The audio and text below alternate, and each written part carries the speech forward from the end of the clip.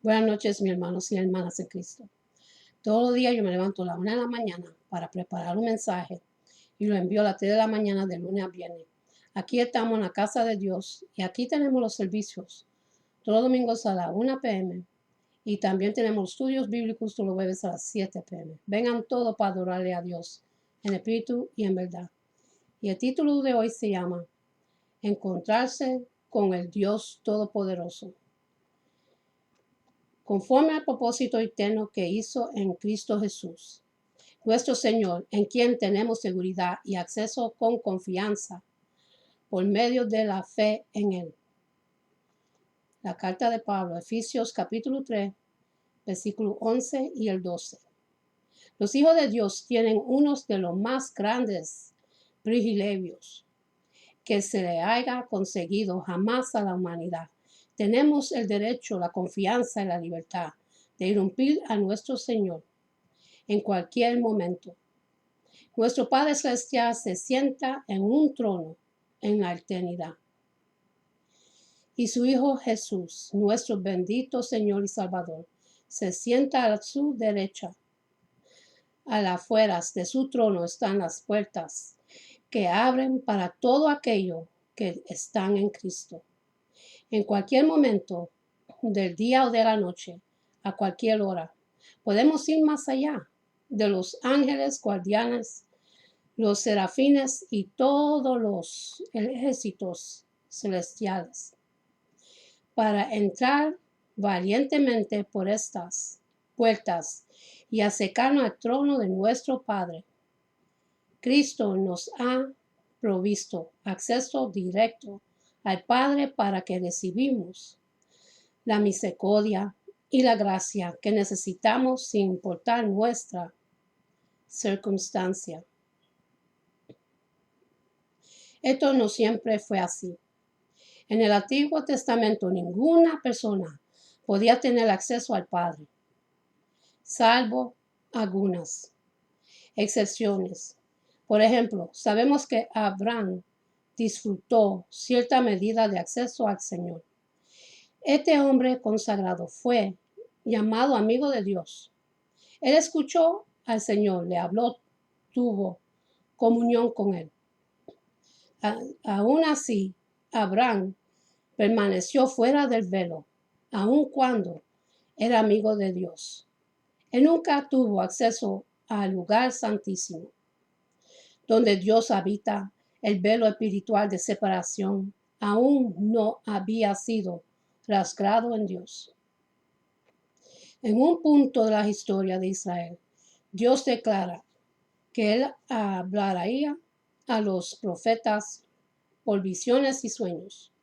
Cuando haya entre vosotros profetas de Jehová, le apareceré en visión. En sueños hablaré con él. El libro de Números, capítulo 12, versículo 6. Esto era un acceso a Dios muy limitado. Sin embargo, nuevamente hubo otra excepción. Moisés, el líder de Israel. Dios dijo sobre él: no así a mi siervo Moisés, que es fiel en toda mi casa. Cara a cara hablaré con él, claramente y no por figuras. Y verá la apariencia de Jehová. Números capítulo 12, versículos 7 y el 8. Como Abraham, Moisés habló con Dios y Dios habló con él. Él esperó 40 días y 40 noches en la presencia del Señor, hasta que su cara resplandeció. Claramente Moisés tuvo una gran medida de acceso, pero el resto de Israel nunca conoció esta clase de acceso. El Señor le dijo: esto sería el holocausto continuo por vuestras generaciones. Perdón. A la puerta del tabernáculo de reunión delante de Jehová, en el cual me reuniré con vosotros para hablaros. Ahí me reuní con los hijos de Israel. El libro de Éxodo, capítulo 29, versículo 42 y el 43. No se le permitiría a nadie entrar al lugar santísimo, donde la presencia de Dios habita. Solamente el sumo sacerdote podía entrar en un solo día al año, el día de la expiación. Por lo tanto, el pueblo tenía que llevar su sacrificio a la puerta del tabernáculo. Podían mirar a hurtadillas desde la puerta, pero no podían ver nada completamente, tan solo podían imaginarse la majestad de la gloria de Dios que moraba ahí. Otra vez, este era un acceso muy restringido. Era como si Dios le hubiese estado diciendo: vengan hasta el frente de mi puerta y ahí me encontraré con ustedes. Entonces podemos hablar. No fueron invitados a entrar. El Señor les hablaba desde el otro lado de la puerta del tabernáculo. ¿Te puedes imaginar tratando de comunicarte de esta manera con un amigo cercano?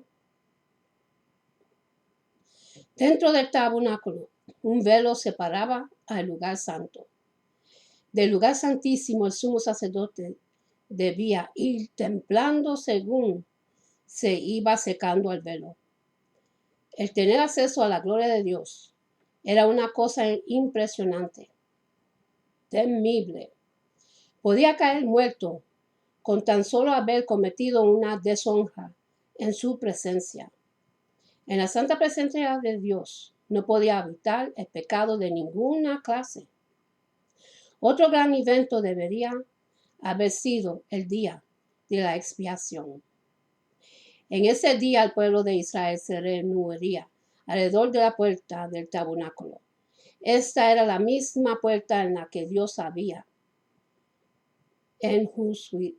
enjuiciado a Miriam cuando cuestionó el liderato de Moisés y a Datán y a Abraham por levantarse contra Moisés.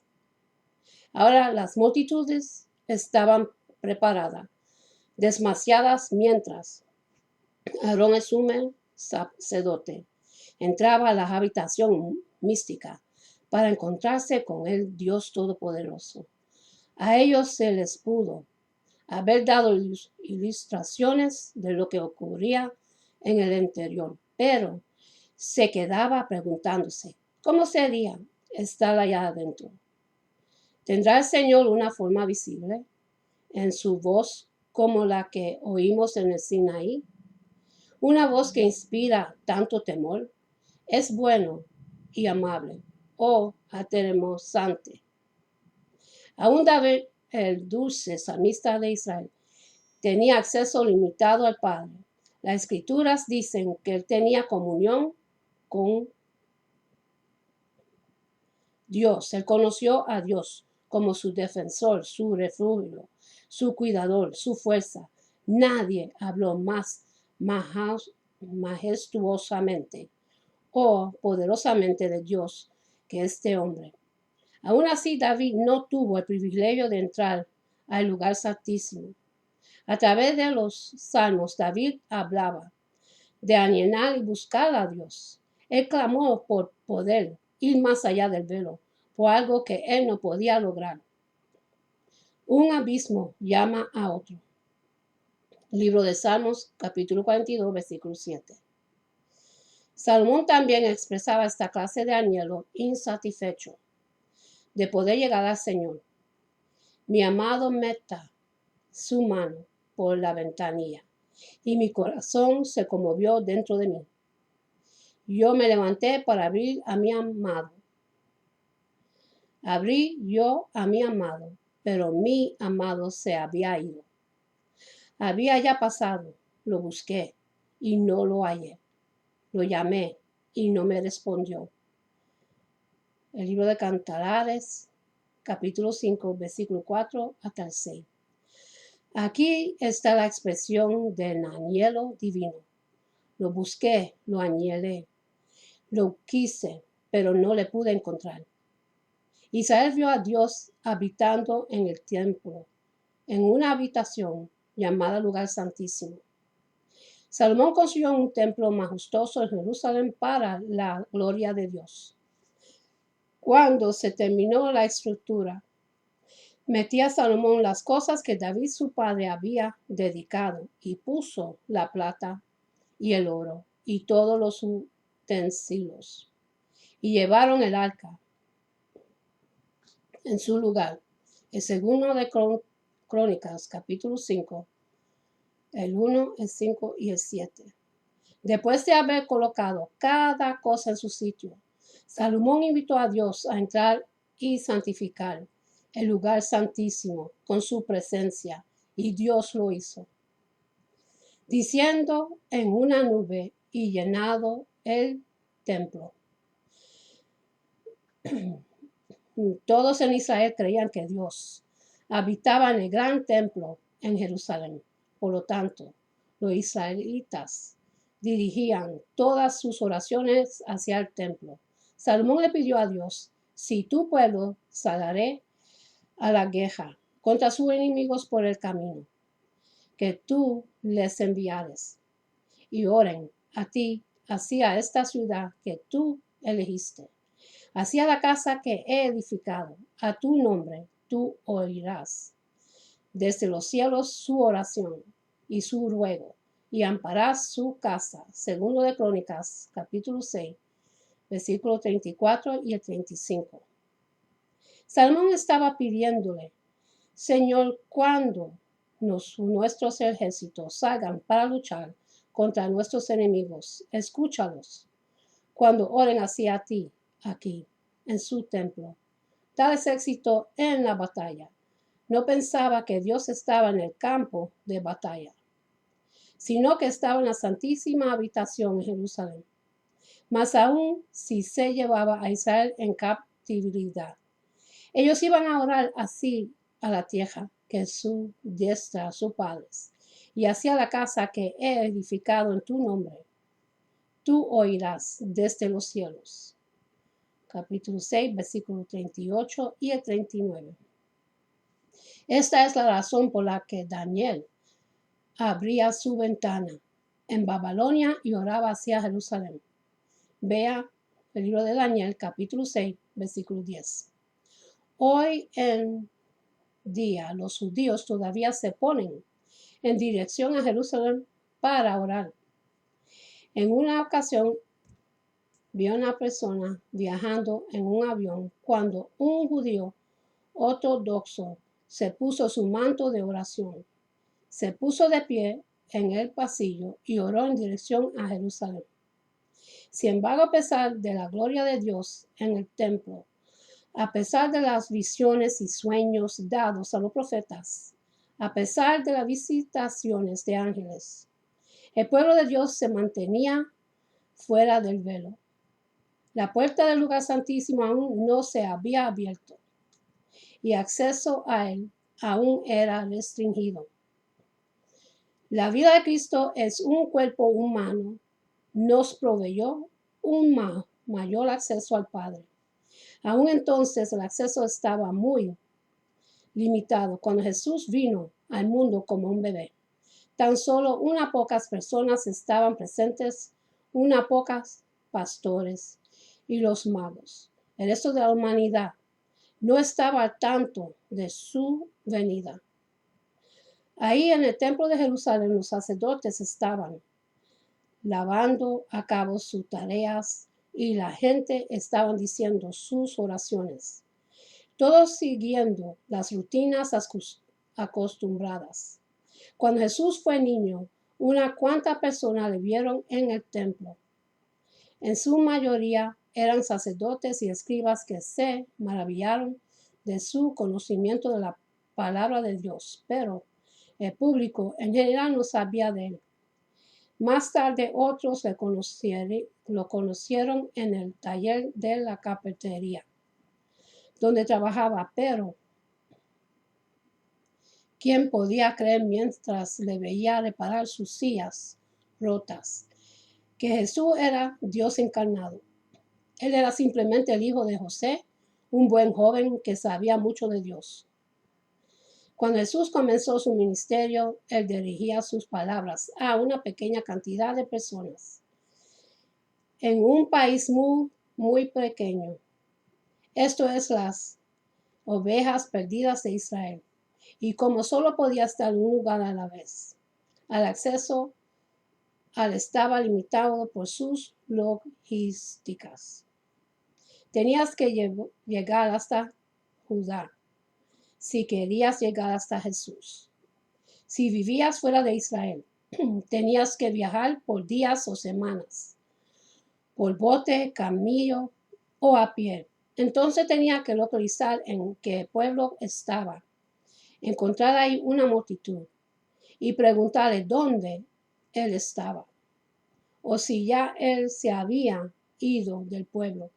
Tenías que escuchar los rumores para saber a dónde se dirigía. A lo mejor hubieras necesitado alquilar un bote para llegar al otro lado del lago o caminar todo el día para llegar al desierto donde estaba enseñando a las multitudes. Una vez encontrarás a Jesús, tenías que estar físicamente cerca de él para escuchar su voz, recibir su toque, ser bendecido con su santa presencia. Tú podías tratar de acercártele, haciéndole paso por la multitud, pero todos querían acercarse también. Esto era un acceso muy limitado para llegar al Señor. Tenías que estar en el lugar correcto, en el momento correcto. Considera el ciego que escuchó que Jesús estaba pasando.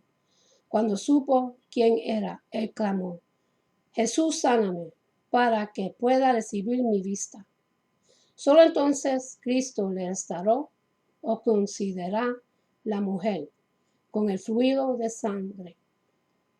Tuvo que empujarse y arrastrarse para hacerse paso entre la multitud para tocar el borde del manto de Jesús. Mientras tanto, todo el mundo también estaba tratando de tocarle a él. También estaba la viuda de Naán, que iba en la procesión fúnebre para entrar a su hijo. Cuando Jesús le cruzó con ella todo el féretro y resucitó al joven.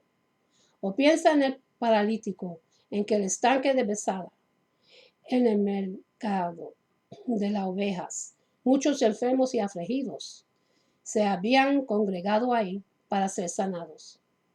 Pero este hombre estuvo en el lugar correcto, en el momento correcto. Cuando Jesús pasó por ahí, le sanó también.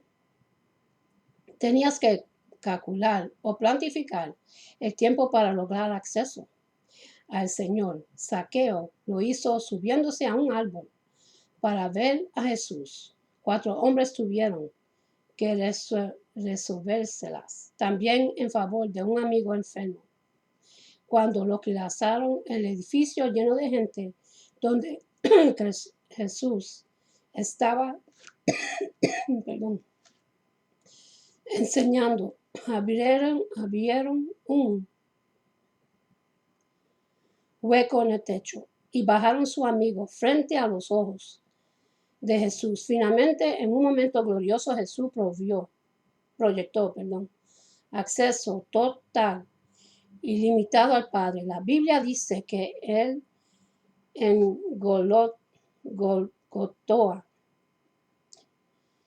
en una cruz manchada de sangre, Jesús, habiendo otra vez clamado a gran voz, entregó el Espíritu.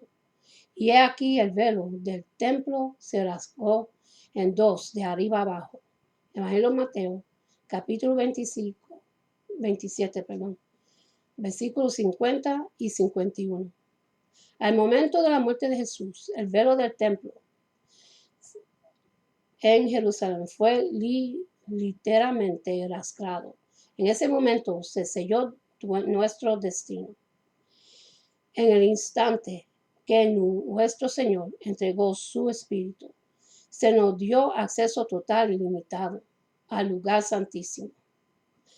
Así que, hermanos, teniendo libertad para entrar en el lugar santísimo por la sangre de Jesucristo, por el camino nuevo y vivo que Él nos abrió a través del velo, esto es de su carne.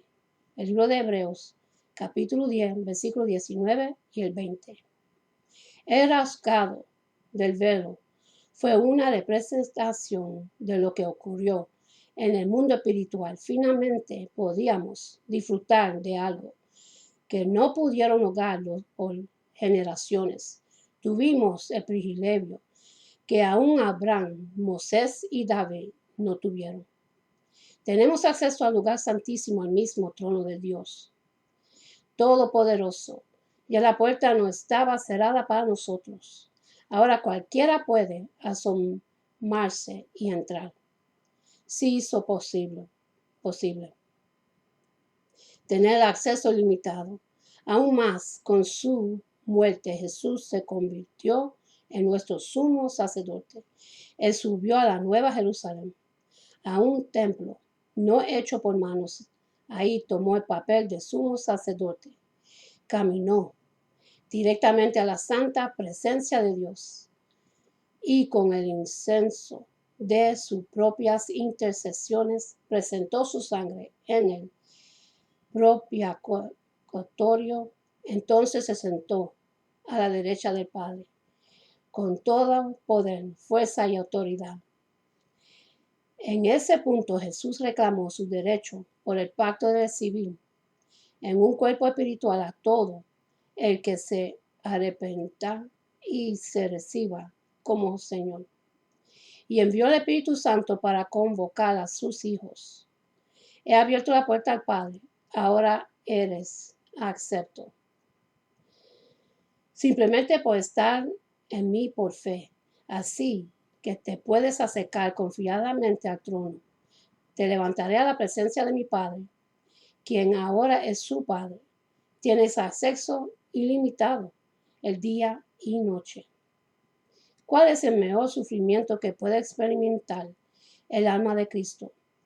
Creo que es una generación que ha recibido total y ilimitado acceso a Jesús y no viene a Él. Por siglos el pueblo de Dios ha rogado y suplicó por ir más allá del velo. Ansiaron y añoraron ver la bendición que tenemos hoy. El acceso que disfrutamos hoy es el mismo. Acceso que anheló Moisés es el mismo acceso que el corazón de David anheló, pero que no pudo lograr. Este es el acceso que Daniel nunca tuvo, aunque oraba al Señor 3 veces al día. Nuestros antepasados vieron que este acceso iba a estar disponible en nuestros días y se regocijaron por nosotros. Sin embargo, nosotros que hemos recibido el derecho a tener este maravilloso regalo lo tomamos por garantizado. La puerta se ha abierto. Para nosotros, sin embargo, rehusamos entrar por días y hasta por semanas. ¡Qué crimen! Cada vez que ignoramos este acceso que Jesús compró para nosotros, pasando casualmente por la puerta, tomamos ligeramente su sangre. Nuestro Señor nos dijo que teníamos los recursos que necesitábamos con tan solo venir a Él. Sin embargo, continuamos menospreciando su precioso regalo. La Escritura nos amonesta. Acerquémonos con corazón sincero, en plena certidumbre de fe. Mantengamos firme, sin fluctuar, la profesión de nuestra esperanza, porque fiel es el que prometió. El libro de Hebreos, capítulo 10, versículo 22 hasta el 23. Este pasaje habla claramente sobre la oración. Dios nos anima. Entra a mi presencia frecuentemente, diariamente. No puedes mantener tu fe si no te acercas a mí. Si no entras confiadamente a mí, presencia, tu fe va a fluctuar. Puede ser que conozcas cristianos que una vez estaban encendidos por el Señor. Siempre separaban tiempo de calidad con el Señor, escudriñando su palabra y encerrándose con Él. Sabían que tenía que acercarse a Él para mantenerse su fe viva. Sin embargo, esos mismos cristianos simplemente piensan sus oraciones o entran apuradamente a la presencia del Señor por unos minutos tan solo para decirle: hola Señor, te bendigo, por favor guíame hoy, te amo, Jesús, adiós. Perdieron su corazón que buscaba a Dios y no tienen la comunión sin prisas que una vez disfrutaron. Cuando le preguntas por su abandonada vida de oración, argumentan que están reposando en fe. Te digo, las personas que no oran se convierten pronto en personas sin fe. Mientras más discutía el regalo del acceso, rehusando echar mano de la provisión de Dios, más se alejan. Cuando Jesús caminó por la tierra, Él se hizo accesible a la gente. El Señor en las sinagogas, en los montes, en los botes. Él sanó a los enfermos, hizo maravillas y milagros. Él alzó la voz en las fiestas llorando: yo soy el agua viva, vengan a mí y yo sanaré su alma de sedienta. Cualquiera podía acercarse a Él y ser saciado, pero la invitación de nuestro Señor fue ignorada. Él lloró por la gente: Jerusalén, Jerusalén, que matas a los profetas y apedreas a los que te son enviados.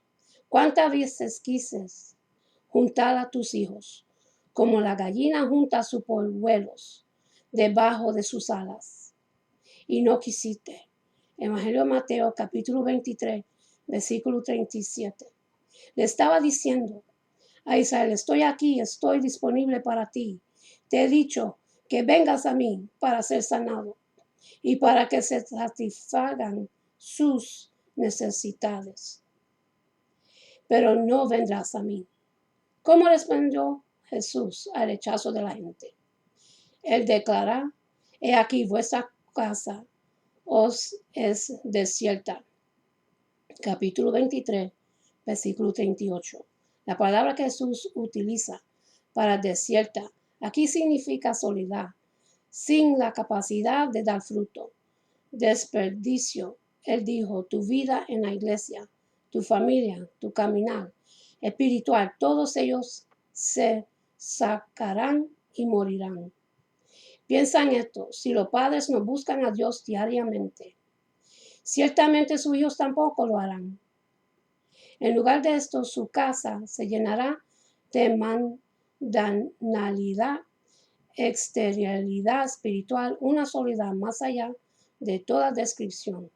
Eventualmente, esa familia terminará en desolación total.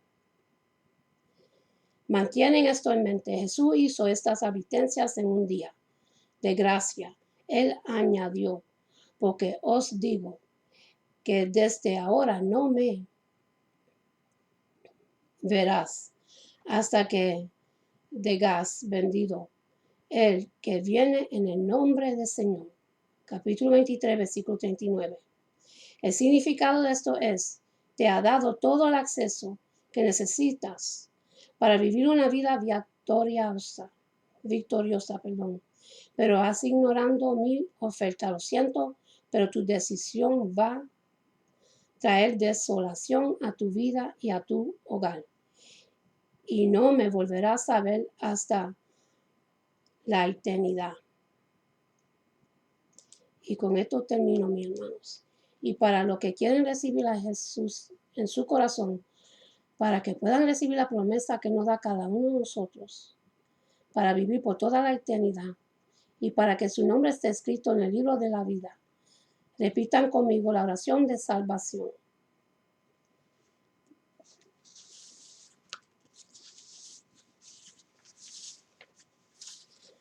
Padre celestial, en el nombre de Jesús, Yo me arrepiento de mis pecados y abro mi corazón para que Jesús venga dentro de mí. Jesús, tú eres mi Señor y Salvador. Creo que muriste por mis pecados y se levantó de los muertos. Lléname con tu Espíritu Santo. Gracias, Padre, por salvarme. En el nombre de Jesús. Amén. Y ahora, en cejar, voy a hacer el Padre Nuestro y voy a seguir con una oración de bendición para el pueblo de Dios. Ahora, para los que se han alejado del camino de Jesús, lo único que tú tienes que hacer es confesar tu pecado, arrepentirte y Él te recibe con los brazos abiertos porque no quiere que nadie perezca. Y ahora comenzamos con la oración en oración. Padre nuestro que está en los cielos, santificado sea tu nombre. Venga tu reino. Hágase tu voluntad en la tierra como en el cielo. Danos hoy el pan de este día y perdona nuestras deudas como nosotros perdonamos nuestros deudores. Y no dejes caer en la tentación, sino que líbranos del malo. Amén. Y esta oración Jehová mismo se lo entregó a Moisés y es para el pueblo de Dios y esta es para la bendición de su pueblo. Se consigue en el libro de Números, capítulo 6, los versículos 24 hasta 26, dice así. Jehová te bendiga y te guarde. Jehová haga resplandecer su rostro sobre ti y tenga de ti misericordia. Jehová hace sobre ti su rostro y ponga en ti paz. Con esto lo dejo, mis hermanos, que Dios me los bendiga y me los guarde. Que tengan una buena noche y una buena amanecer. Y acuérdense en darle gracias a Dios por otro día más de vida. Hasta la próxima. Amén.